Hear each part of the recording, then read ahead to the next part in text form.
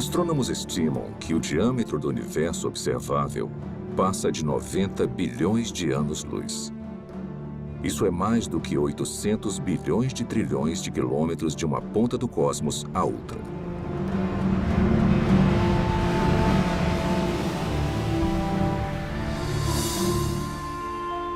O universo contém pelo menos 170 bilhões de galáxias, com tantas estrelas e planetas que superam em número a quantidade de grãos de areia em todas as praias do mundo.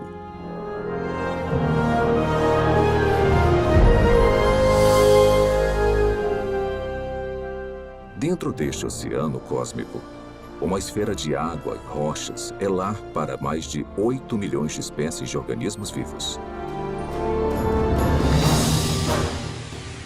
Esta realidade inspirou inúmeras especulações, incontáveis teorias e uma pergunta muito intrigante.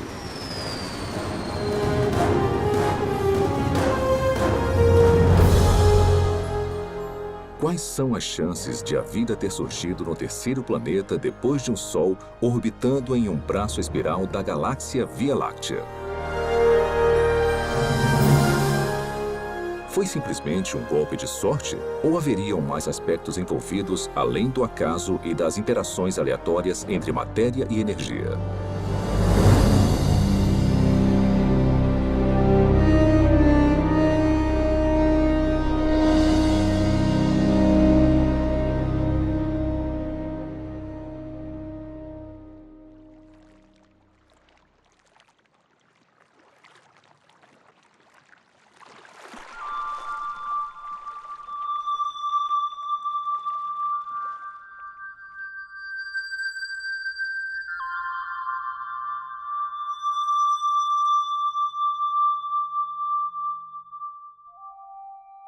Sendo os habitantes humanos da Terra, é fácil subestimarmos a vida.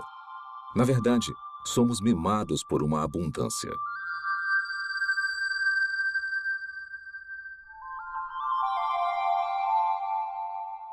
O nosso clima e a nossa geografia suportam uma biosfera que pode ser única no universo.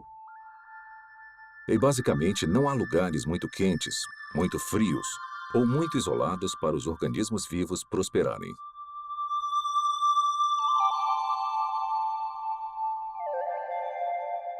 Dentre essa diversidade espetacular, talvez o maior desafio já encarado pela ciência ecoe de todo inseto, sequoia e baleia. Como a primeira vida passou a existir em um momento em que não havia vida de nenhum tipo? Como surgiu a vida na Terra?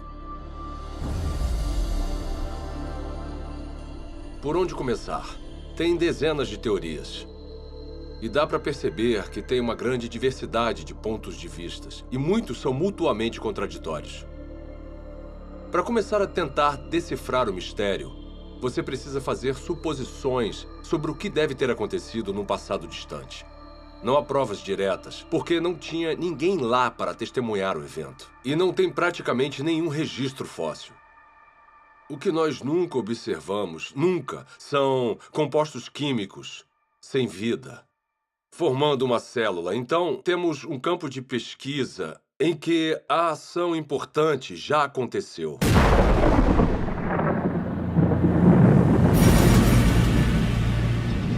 A história primordial da Terra é, de fato, uma narrativa incompleta.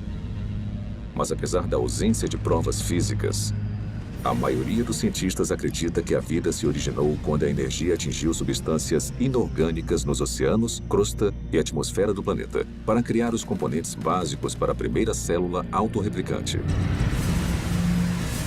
Ao pensar na origem da vida, as regras, e não digo da própria ciência, mas da filosofia subjacente, as regras dizem que para resolver o problema, você pode usar matéria, energia, lei natural, irregularidades naturais e processos do acaso. Mas o seu kit de ferramentas acaba aí. O que você não pode usar, de acordo com as regras, as ditas regras da ciência, é mente ou inteligência. Se tivermos que dar um nome a essa posição, não tem um nome melhor do que materialismo científico. Uma filosofia que diz que a única explicação aceitável deve ser dada com base na matéria e na energia. E se você não consegue resolver o problema com essas ferramentas, você não pode mudar as regras. Então, partindo dessa perspectiva, como a vida se originou a partir de apenas matéria e energia? Agora, tenta resolver o problema. Como construir uma célula? Toda vida que já existiu na Terra é composta de células.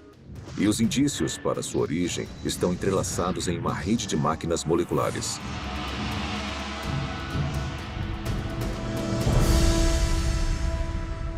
Dentro de uma célula eucarótica moderna, mecanismos biológicos complexos fazem o seu trabalho enquanto estão suspensos em líquido.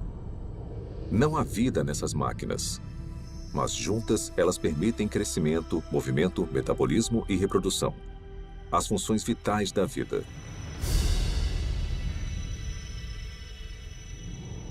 Cada componente dessa fábrica celular é feito de grandes moléculas compostas.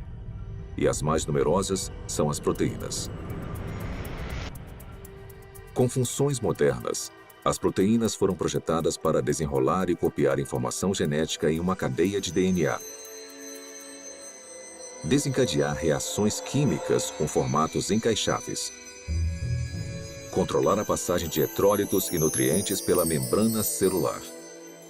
Tipo de proteína, cinesina. E carregar recipientes cheios de carga por andaimes, também feitos de proteína, que se montam sozinhos e vão até os lugares necessários da célula.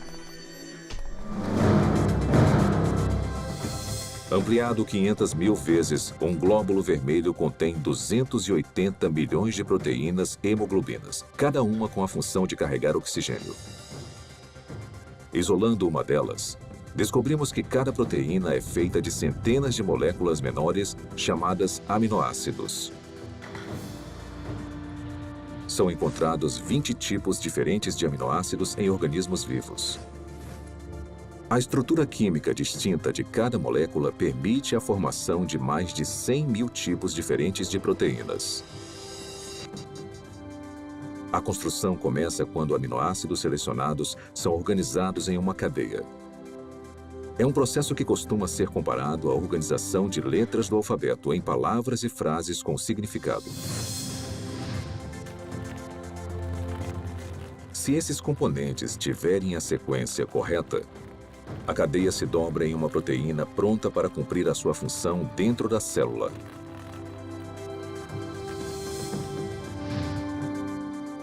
Mas se os aminoácidos forem arranjados na ordem errada, a cadeia não vai se dobrar e eventualmente será destruída.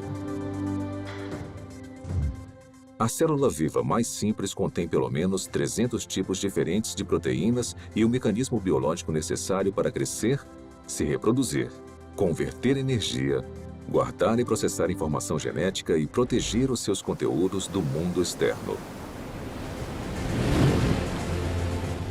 Componentes e funções similares também seriam necessários na primeira célula viva. Agora vamos aplicar essa química básica a uma teoria familiar para a origem da vida.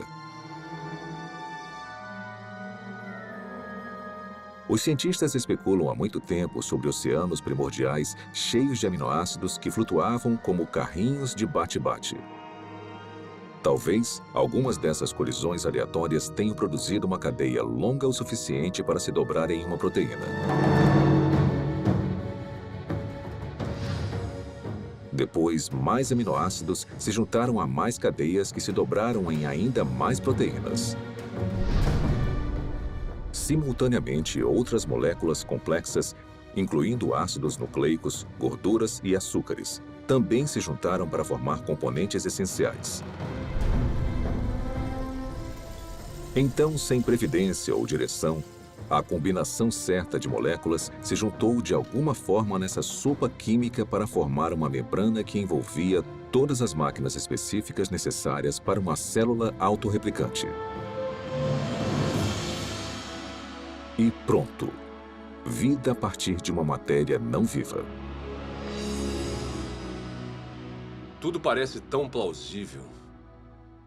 O problema é que, na Terra primitiva, a complexidade interna necessária para sobreviver seria enorme.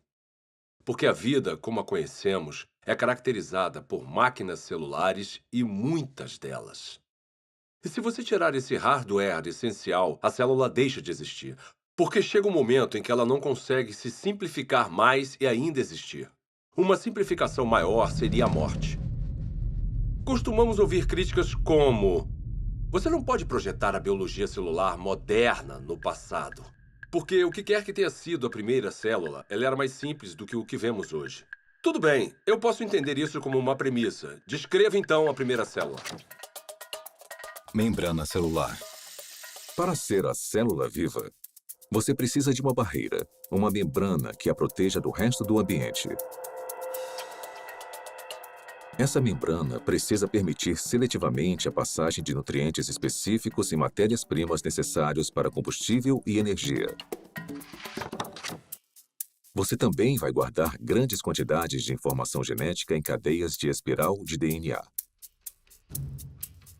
Essas instruções detalhadas para a vida são copiadas com uma precisão notável.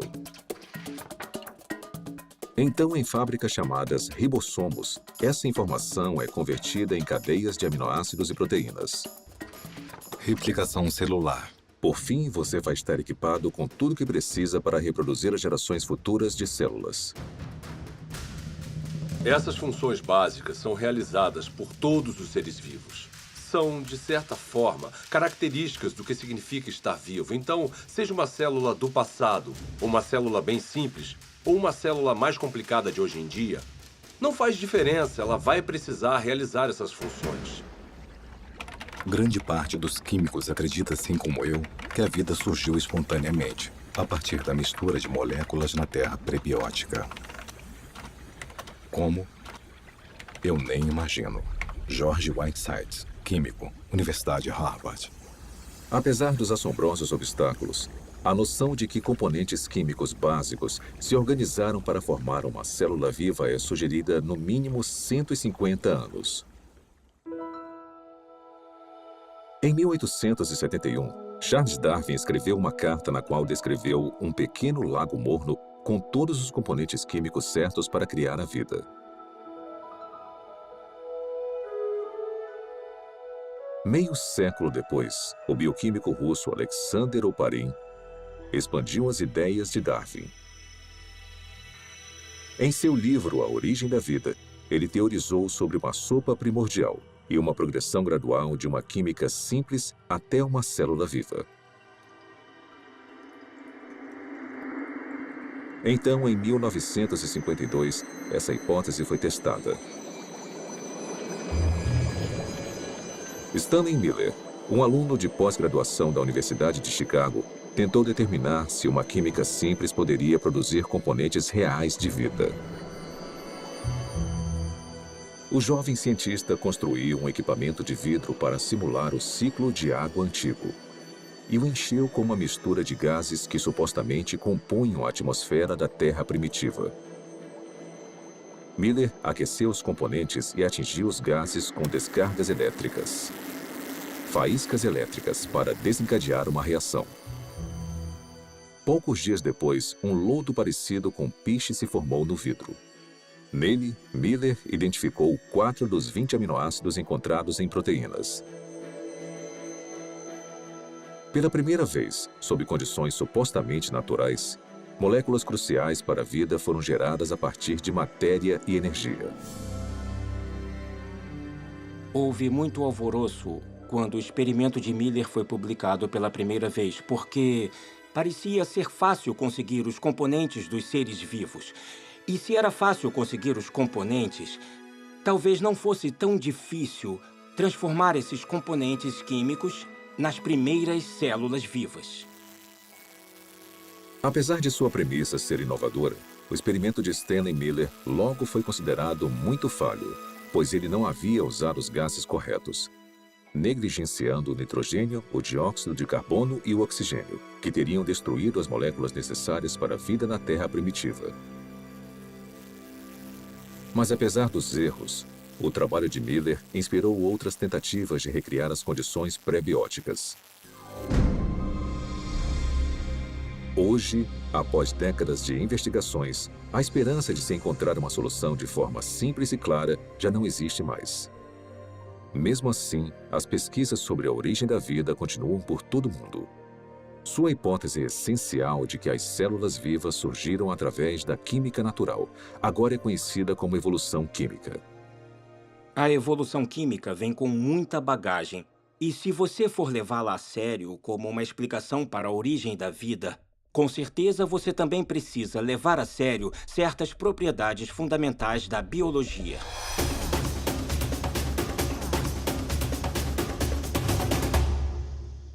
As moléculas envolvidas na vida não têm inteligência, não têm previdência. Elas não têm como saber o que precisam fazer depois para então conseguirem se transformar em química orgânica. Se eu colocar aminoácidos em um tubo de ensaio no meu laboratório, mesmo se eu esquentar e misturar muito bem, e fizer isso por 100 anos, 1000 anos, 10.000 anos ou 1 milhão de anos, nada aconteceria. Aminoácidos, nucleotídeos, lipídios. Sozinhos, eles não representam a vida. São inertes. Não se reproduzem, não guardam informações. De certa forma, são ingênuos.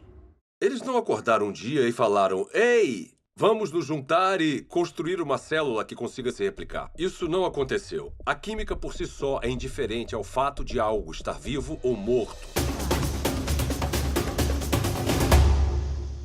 A seleção natural não funciona para criar a primeira célula porque a seleção natural não consegue operar em nada a não ser que tenha alguma forma de herdar e monitorar mudanças e de escolher o melhor sobrevivente para avançar. Para ter alguma seleção, são necessárias células. Então, se você quer explicar a origem das células, você não pode usar a seleção. Porque a seleção exige a existência da mesma coisa que você está tentando explicar. A seleção natural tem que funcionar sobre uma célula que tenha um sistema genético e que seja capaz de se reproduzir. Sem isso, a seleção natural é completamente irrelevante. A auto-organização é a ideia de que os componentes químicos podem se organizar sozinhos de forma a se transformarem em objetos ricos em informações e com um propósito. As moléculas e os átomos podem se auto-organizar em um certo sentido. O sal seria um exemplo. No sal, tem íons de sódio e de cloreto.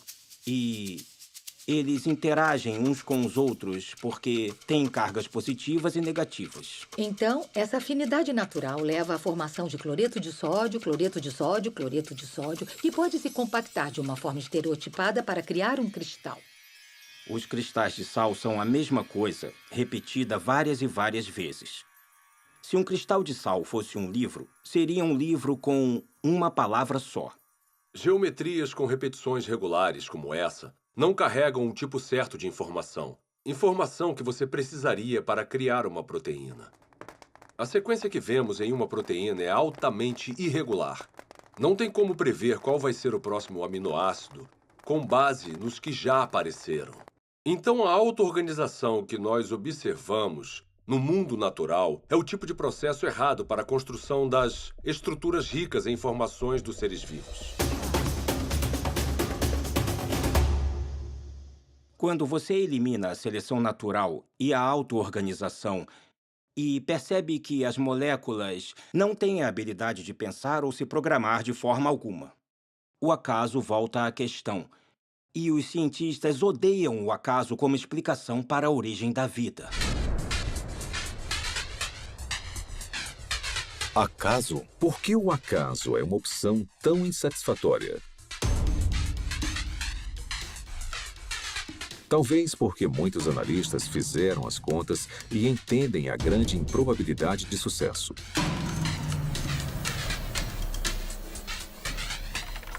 O acaso é definido como o elemento desconhecido e imprevisível em qualquer evento que não tenha um motivo atribuível ou orientação de uma lei natural ou de um agente inteligente. Desde o século XVII, uma ferramenta foi utilizada constantemente para prever o resultado de tais eventos. Se chama probabilidade matemática. De forma bem simplificada, é assim que a teoria funciona. Quando você atira uma moeda e escolhe cara, a probabilidade de você acertar é de 50%, ou uma probabilidade de 1 sobre 2. Se atirar 2 moedas, a probabilidade de tirar cara 2 vezes simultâneas é de 1 sobre 4. 3 moedas e 3 caras em uma única tentativa? 1 sobre 8. Sempre que adicionamos mais uma moeda, a probabilidade de sucesso, nesse caso, tirar só cara na mesma jogada, é reduzida exponencialmente por um múltiplo de 2. Então, se 10 moedas forem atiradas, a probabilidade de tirar cara 10 vezes é de 1 sobre 2 elevado à 10ª potência ou menos de uma chance a cada 1000.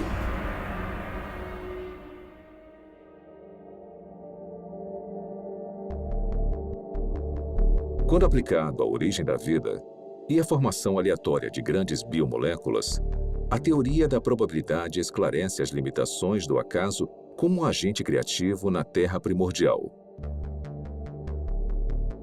Por exemplo, quais são as chances de uma única proteína se formar exclusivamente através das interações às cegas da química? O nosso alvo é uma molécula menor do que a média, composta de 150 aminoácidos alinhados para garantir uma cadeia dobrada. Os pesquisadores calcularam que, na Terra antiga, a probabilidade de sucesso era de 1 sobre 10 elevado à 164ª potência. Ou seja, uma cadeia de proteína corretamente sequenciada a cada 100 milhões de trilhões de trilhões de trilhões de trilhões de trilhões de trilhões de trilhões de trilhões de trilhões de trilhões de trilhões de trilhões de trilhões de tentativas fracassadas. Mas apesar dessa grande improbabilidade, alguns teóricos argumentam que, com tempo suficiente, qualquer coisa é possível. Está bem? Vamos tentar a validade dessa opinião. Vamos começar estabelecendo um ambiente ideal para a evolução química. Um mundo imaginário que dará ao acaso toda a oportunidade de sucesso. Primeiro, vamos lotar os oceanos de aminoácidos.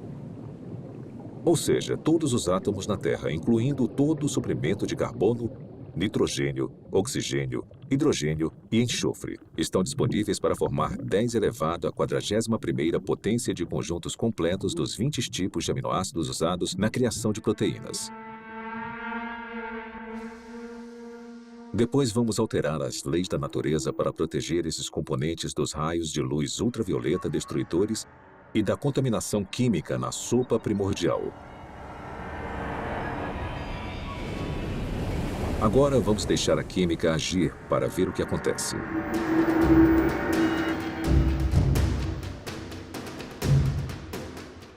Os aminoácidos começam a se juntar furiosamente.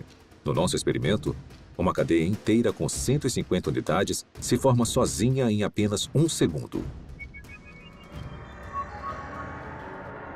Como os 20 tipos de aminoácidos estão disponíveis, na maioria dos lugares, há uma probabilidade de 5% ou de 1 sobre 20 da molécula correta se alinhar na cadeia.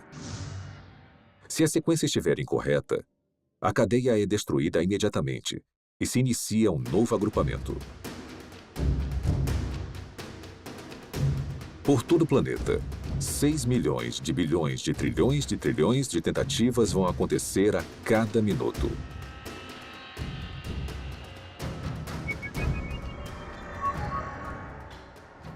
Ou seja, em 4,6 bilhões de anos, a idade mais antiga estimada da Terra, o número de cadeias que não se dobram vai passar de 10 elevado à 58ª potência. É uma quantidade espantosa, mas não chega nem perto de 10 elevado à 164ª potência. Aproximadamente as tentativas necessárias para se criar uma proteína de 150 aminoácidos por acaso. Então, se a química não direcionada não consegue criar a nossa cobiçada molécula durante toda a história da Terra, quanto tempo teria sido necessário?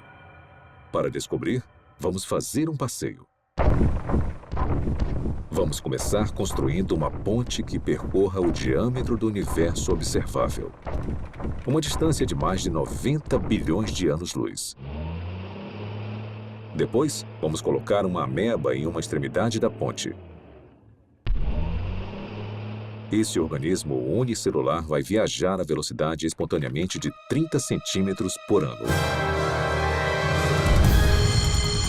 Começar.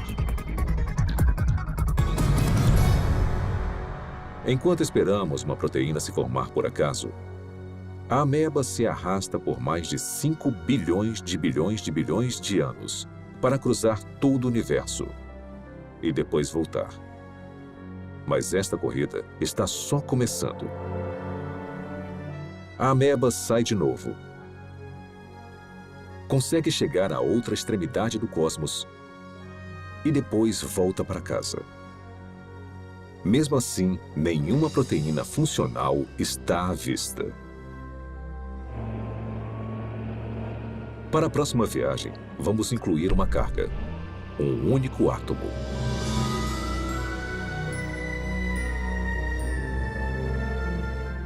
Após percorrer lentamente mais de 800 bilhões de trilhões de quilômetros, a ameba deixa a carga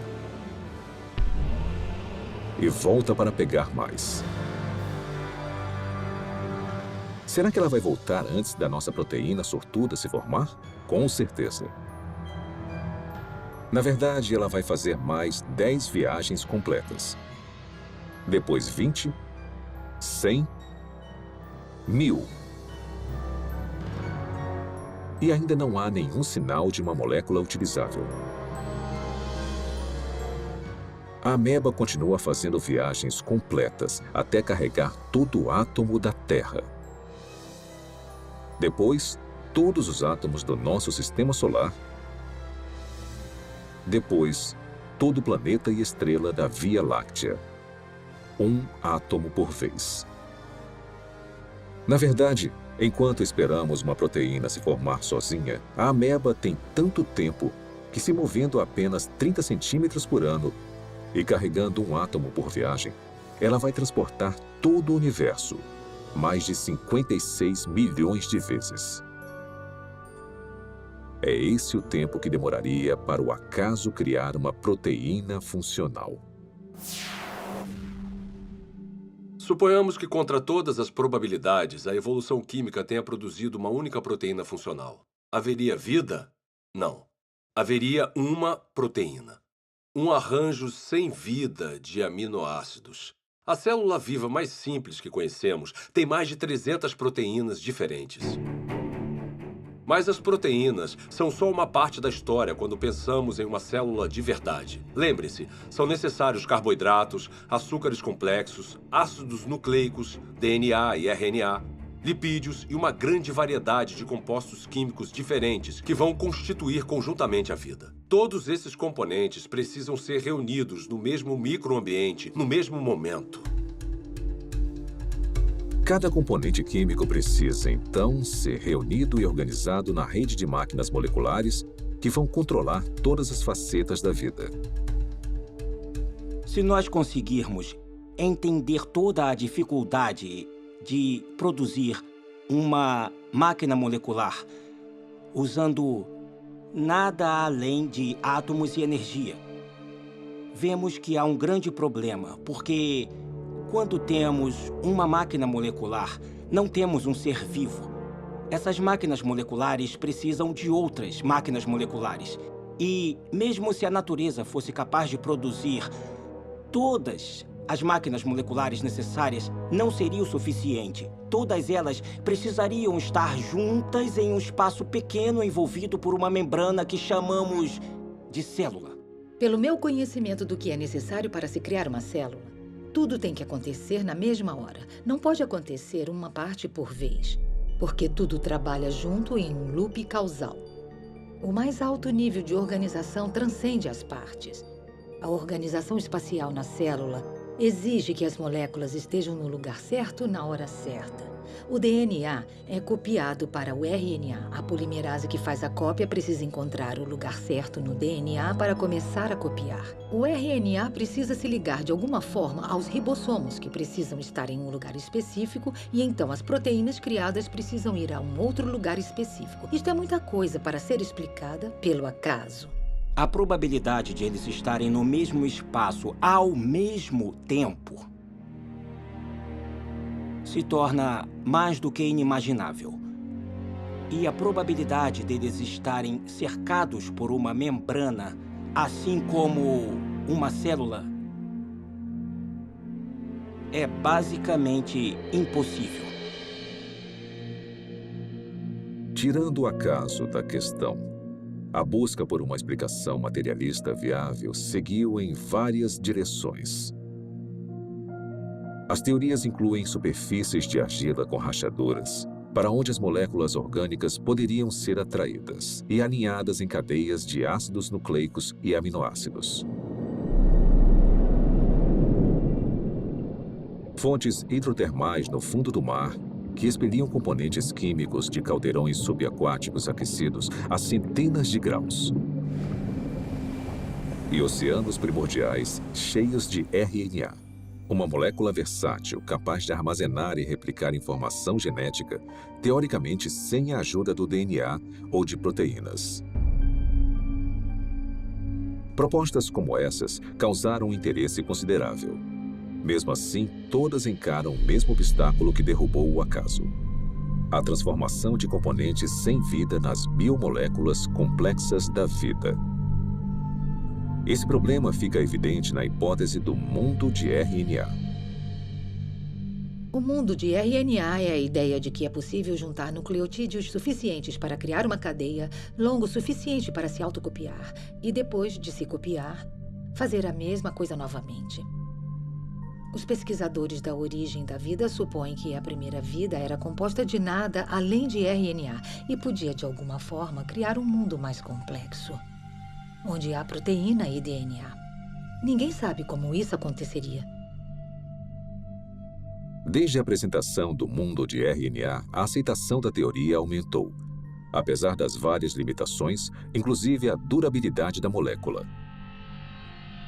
Se você apenas olhar para uma molécula de RNA, ela parece se desintegrar. Trabalhar com RNA é extremamente difícil, porque ele é muito delicado. Ele foi criado para ser um depósito temporário de informação. E, em consequência da sua delicadeza, é muito improvável que ele seja útil como algum tipo de ponto de partida para a existência da vida. Então, o RNA não pode preceder a primeira célula porque precisa estar dentro de um ambiente celular para ficar estável, para ser copiado e para ser útil. Hoje em dia, moléculas de RNA são criadas em condições de laboratório. Para muitos bioquímicos, essas cadeias sintéticas de ácidos nucleicos são pelo menos uma confirmação parcial de que a evolução química criou a vida na Terra primordial. Para criar RNA no laboratório, você precisa limpar as superfícies, limpar as pipetas, usar luvas especiais e deixá-lo coberto. E depois torcer para não haver contaminação, porque se houver, o RNA já era. Depois, você precisa resolver o problema do sequenciamento. Então, você precisa de cientistas trabalhando duro para sequenciar o RNA, tentar combinações diferentes e encontrar uma que possa se copiar. Depois, você precisa ter uma cadeia complicada de RNA, que consiga funcionar como a herança e como a enzima no sistema. E as maiores mentes do mundo estão trabalhando nisso, mas ainda não conseguiram resolver o problema. Refletindo sobre a origem da vida e as implicações do RNA sintético, o químico Robert Shapiro observou: a falha nesse tipo de pesquisa não é a química. A falha é a lógica de que o controle experimental de um laboratório moderno estaria disponível na Terra primordial. Na verdade, as chances contra o RNA se formar sozinho são astronômicas.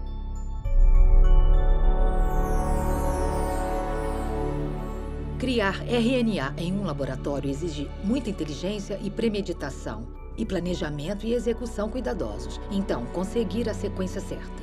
Sem consciência, sem intenção, não vai acontecer. A probabilidade da evolução química é ainda mais enfraquecida pela composição da sopa primordial.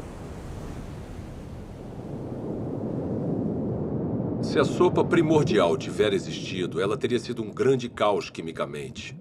Há vários tipos de reações cruzadas opostas que teriam acontecido na Terra primordial e que interfeririam com a química que você deseja. Ou seja, moléculas que não são utilizadas pelos seres vivos e que são prejudiciais aos seres vivos. As condições na Terra primordial eram hostis à vida, eram hostis à formação dos tipos de ligações necessárias para criar moléculas biológicas. E foi aí que surgiu um grande problema. Porque a água quebra as ligações que prendem as proteínas. A água quebra as ligações que prendem os ácidos nucleicos, como o DNA. A água quebra as ligações que prendem polissacarídeos, como amido e celulose. Então, a origem da vida não pode ter acontecido na água.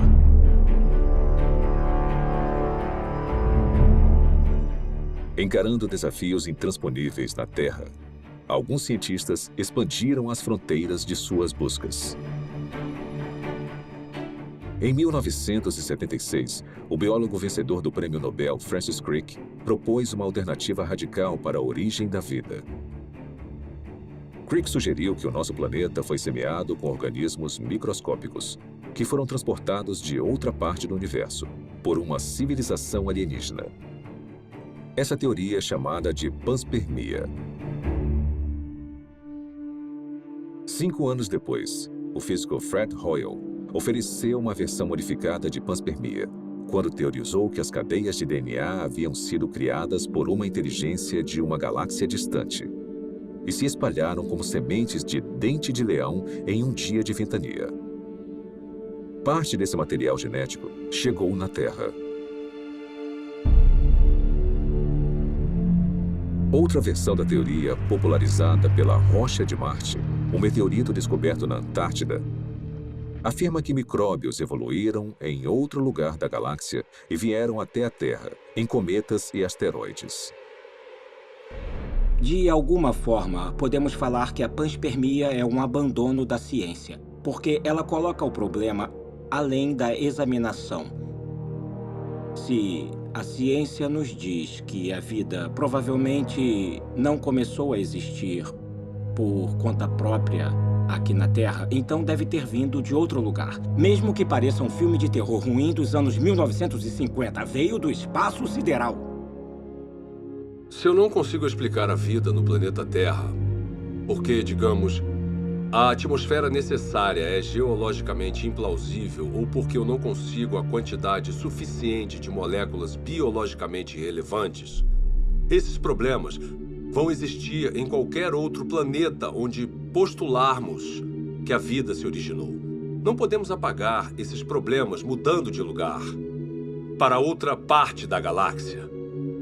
Resumindo, a panspermia não resolve o problema da origem da vida, só o joga para outro local. As falhas da panspermia levaram alguns pesquisadores a uma teoria que vai além da astronomia convencional: o multiverso. De acordo com essa hipótese, o nosso universo não é único. Em vez disso, bilhões ou trilhões de universos foram gerados por um processo natural desconhecido. E conforme as oportunidades aumentaram exponencialmente, as chances impossíveis se tornaram prováveis. Até que, inevitavelmente, com o tempo, a combinação certa de matérias-primas, ambiente, leis da natureza e uma grande dose de sorte produziram as moléculas e máquinas biológicas necessárias para a primeira célula viva. Em outras palavras, em um vasto e teórico oceano de universos, alguém tinha que ganhar a loteria cósmica, e fomos nós. Quando eu leio algum livro sobre a origem da vida que considera alguma proposta para a formação, como digamos, de RNA ou proteínas, e até o autor admite que é quimicamente implausível, eu me pergunto como ele se meteu nesse pepino. Propor um caminho implausível para uma coisa que, para o mundo todo, parece ser planejada. Será que o materialismo científico é provavelmente falso? Ele se meteu nisso porque uma filosofia disse a ele. É a única resposta aceitável. E nesse impasse, eu quero falar ao autor, olha, você sabe que é implausível, eu sei que é implausível. O motivo de ter chegado até aqui, parado na beira desse penhasco que cai na implausibilidade, é porque bem lá atrás, você decidiu que só uma explicação materialista faria sentido. Quantas explicações diferentes e fracassadas dentro da caixa materialista nós precisamos ter antes de decidir que talvez precisemos sair agora dessa caixa. Talvez precisemos de outro tipo de explicação. Quando analisamos as várias teorias científicas, teorias da física, teorias da química, teorias sobre a formação de estrelas, essas teorias são sobre o mundo lá fora. Mas quando falamos sobre a origem da vida, estamos falando de uma teoria que nos envolve. O lugar de onde viemos, nossas origens definitivas, nossas visões de mundo, nossas filosofias, nossa ciência, tudo está ligado. E isso separa a pergunta sobre a origem da vida de todas as outras perguntas na ciência. A ciência natural não está desconectada de tudo o que sabemos ou acreditamos sobre o mundo. Então, uma pergunta limitada e aparentemente técnica, como o RNA surgiu, pode acabar se ligando no tecido da realidade a uma pergunta muito diferente, como, será que Deus existe? Deus é possível? É possível que Deus seja real? Se a vida, com toda a sua riqueza, não surgiu através de um processo estritamente físico ou natural, precisamos ter indícios disso. E eu acho que a origem da vida é o ponto central em que muita coisa acaba mudando. Eu olho para a natureza como um ser humano curioso e me pergunto, na minha visão, quais são os indicadores normais de inteligência? Eu os vejo na vida? E a resposta é, sim, em abundância. O que vemos nos sistemas biológicos é maravilhoso, é lindo, é elegante e quanto mais aprendemos sobre biologia, mais óbvio é o design. Quando eu comecei a me envolver com o design inteligente, tinha gente postando coisas na internet e falando: eu me formei no MIT e fui para a Universidade de Washington e pós-doutorado em Harvard. E elas falavam coisas como, ela era inteligente. O que aconteceu? Na verdade, o materialismo coloca vendas nos olhos da ciência e nós deixamos passar o que é mais significativo no mundo. Então, esse é um ótimo momento para ser uma cientista, porque nós temos a oportunidade de ver as coisas com novos olhos. A inteligência é extremamente útil como uma forma de explicar a origem da vida que realmente faça sentido com o que observamos na natureza. A natureza parece ter sido criada. A vida pode ter sido criada. O design, a inteligência explicam as coisas como toda a informação que vemos dentro de uma célula. Não tem nada de mágico nos seres vivos. Eu sou um cientista, eu não acredito em mágica. Eu acredito em mecanismos e causas que são suficientes para atingir o fenômeno que eu observo. A inteligência é suficiente. A inteligência é necessária.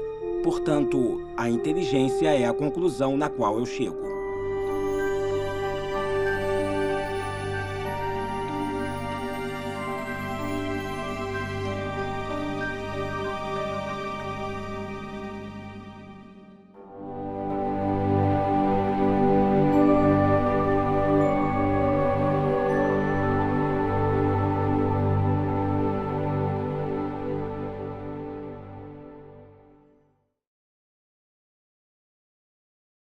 Espero que tenham gostado de A Origem. Foi animador fazer parte de um projeto que chega ao cerne das grandes perguntas que influenciam profundamente a nossa visão de mundo de várias formas. Como a vida surgiu? Será que as interações entre matéria e energia produziram as primeiras células? Ou será que a vida só é explicável como sendo a criação especial de Deus? Nos últimos 30 anos, tecnologias espetaculares permitiram que os pesquisadores descobrissem e visualizassem a rede complexa de máquinas biológicas que trabalham dentro de cada célula viva. Esse conhecimento inspirou o desenvolvimento de um caso científico, convincente para o design inteligente e para a origem da primeira vida. É um caso baseado puramente em provas, lógica e razão. Agora queríamos mostrar um pequeno vídeo que explica os princípios básicos dessa teoria, que algum dia pode revolucionar a forma como a ciência é praticada, ensinada e entendida por todo o mundo.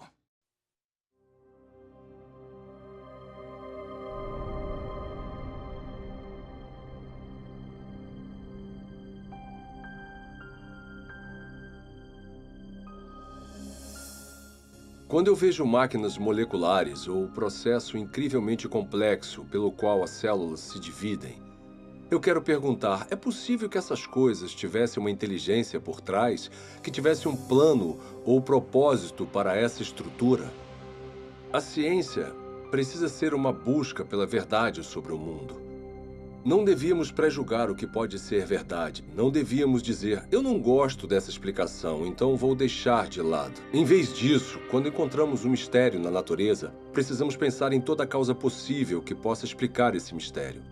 Um dos problemas que eu tenho com a teoria evolucionista é que ela descarta forçadamente um tipo de causa antes mesmo que as evidências mostrem alguma coisa. E a causa descartada é a inteligência.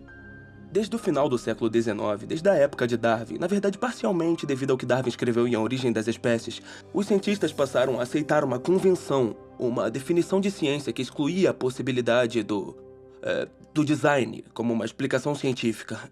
E essa convenção tem um nome, se chama naturalismo metodológico. Isso significa que para ser científico, você precisa se limitar às explicações que envolvem apenas causas naturais. Você não pode definir a inteligência como uma causa. Mesmo assim, curiosamente, nós sempre tiramos conclusões relacionadas à inteligência. É parte do nosso raciocínio comum reconhecer os efeitos da inteligência.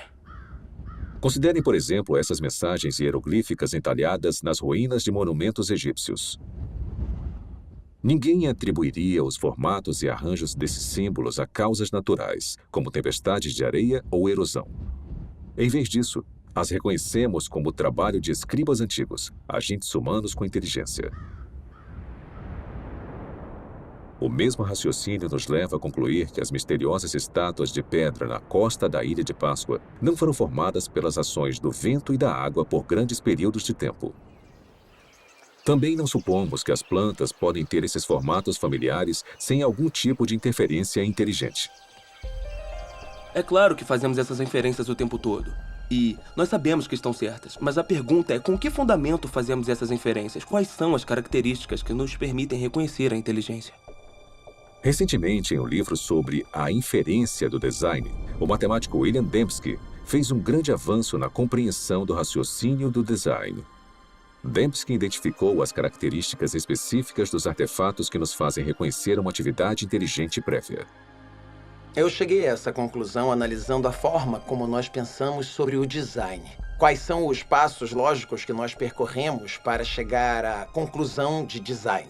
Então, o que eu tento fazer é estabelecer critérios confiáveis, empíricos e cientificamente rigorosos para decidir se alguma coisa foi de fato projetada. Eu analisei a lógica por trás e o que eu descobri foi que são necessários improbabilidades, especificação e o tipo certo de padrão, padrões objetivos. De acordo com Dembski, seres humanos detectam corretamente a atividade da inteligência quando observam um objeto ou evento altamente improvável, que também tem um padrão reconhecível. Um padrão desses é encontrado em Black Hills, na Dakota do Sul. Se você viajar ao oeste, vai ver vários formatos diferentes nas montanhas. A maioria não significa nada, são apenas rochas espalhadas em vários padrões. Mas o que você não vê são os rostos de Lincoln, Jefferson, Ted Roosevelt e George Washington nas montanhas. O único lugar onde você vê isso é na Dakota do Sul. E isso está lá porque um escultor excêntrico decidiu que queria honrar esses presidentes e passar grande parte da vida esculpindo os rostos deles em uma montanha. Esse padrão é improvável. Uma encosta aleatória também é improvável, mas uma encosta aleatória não especifica nada. Mas nós sabemos que tinham 4 caras que foram presidentes dos Estados Unidos com um padrão específico nos rostos. E esses padrões na encosta da Dakota do Sul combinam com esses rostos familiares.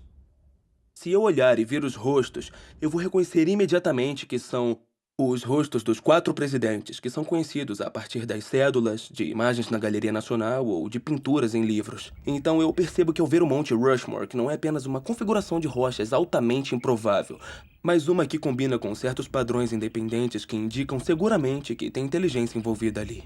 Temos então uma pequena probabilidade, especificação e design.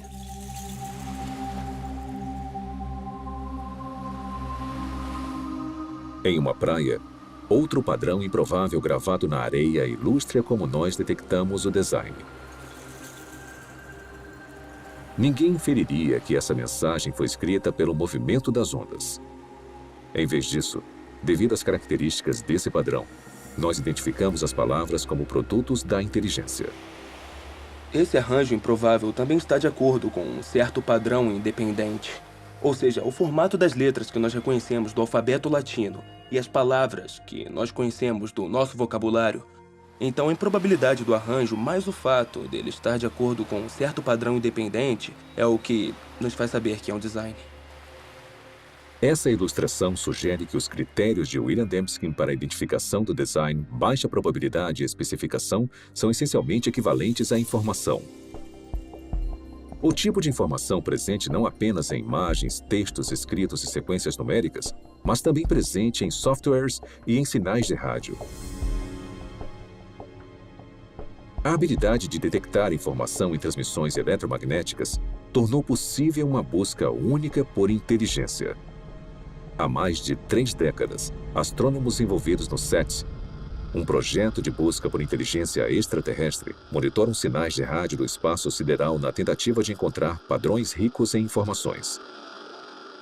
Tipicamente, radiotelescópios recebem ruídos aleatórios ou sinais repetitivos simples produzidos naturalmente por estrelas, galáxias e outros objetos celestes. Mas os astrônomos reconhecem que, se identificarem o sinal contendo informações, ele confirmaria a existência da vida inteligente fora da Terra. Alguns especulam que uma civilização extraterrestre possa ter tentado se comunicar transmitindo mensagens na linguagem universal da matemática. Talvez usando um padrão reconhecível, como uma série de números primos. Isso não acontece por acaso. São necessários complexidade ou improbabilidade, vários números primos e também ter um padrão. E tem que ser o tipo de padrão certo, não um padrão que você está impondo. É um padrão que existe objetivamente. Até hoje, a pesquisa do SETI falhou em detectar qualquer padrão ou informação que indicaria que há inteligência em uma galáxia distante. Mas em outro universo, mais próximo de nós, cientistas descobriram uma gama de informações dentro do núcleo da célula viva. O DNA tem uma estrutura ideal para carregar informação. Nos A's, C's, T's e G's, as bases da dupla hélice do DNA, há o potencial para armazenar uma grande quantidade de informação. Na verdade, não há nenhuma entidade no universo conhecido que armazene e processe mais informação de forma mais eficiente do que a molécula de DNA. Um conjunto completo do DNA humano tem 3 bilhões de caracteres individuais. Análises das regiões codificadoras da molécula de DNA mostram que seus caracteres químicos têm um arranjo específico que lhes permite transmitir instruções ou informações detalhadas, como letras em uma frase com significado ou dígitos binários em um código de computador. Bill Gates disse que o DNA é como um programa de computador, mas muito mais complexo do que os que nós conseguimos criar. Se você pensar sobre isso, mesmo que por um minuto, é uma observação altamente sugestiva, porque nós sabemos que o Bill Gates não usa vento, erosão ou um gerador de números aleatórios para criar um software. Na verdade, ele usa engenheiros inteligentes, engenheiros de software. Então, tudo que sabemos com base na nossa experiência sugere que os sistemas ricos em informação são criados a partir do design. Mas o que pensar sobre o fato de que há informação na vida? Em toda célula viva de todo organismo vivo. Esse é o mistério fundamental de onde vem essa informação? Nos últimos 15 anos, o filósofo e cientista Stephen Meyer trabalhou para responder a essa pergunta. Meyer criou um argumento para desmontar que o design inteligente é a melhor explicação para a origem da informação necessária para criar a primeira célula viva. A informação que a molécula de DNA usa. Faz parte da nossa base de conhecimento o fato de agentes inteligentes poderem criar sistemas ricos em informações. Então, o argumento não se baseia no que não sabemos, mas sim no que nós sabemos sobre a estrutura de causa e efeito do mundo. Sabemos que, até agora, não há uma explicação naturalista. Nem uma causa natural que produza informação, nem seleção natural, nem processos de auto-organização e nem o puro acaso. Mas nós sabemos de uma causa que é capaz de produzir informação, que é a inteligência. Então, quando as pessoas inferem o design a partir da presença de informação no DNA, estão fazendo na prática o que se chama nas ciências históricas de uma inferência à melhor explicação. Quando encontramos um sistema rico em informações na célula, na molécula de DNA especificamente, podemos inferir que a inteligência teve um papel na origem desse sistema, mesmo não estando lá para observar o surgimento do mesmo. Há 150 anos, Charles Darwin transformou a ciência com a sua teoria sobre a seleção natural. Hoje, essa teoria encara um desafio formidável. O design inteligente provocou uma descoberta e um debate intenso sobre a origem da vida na Terra.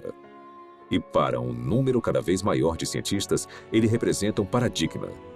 Uma ideia com o poder de, mais uma vez, redefinir os fundamentos do pensamento científico.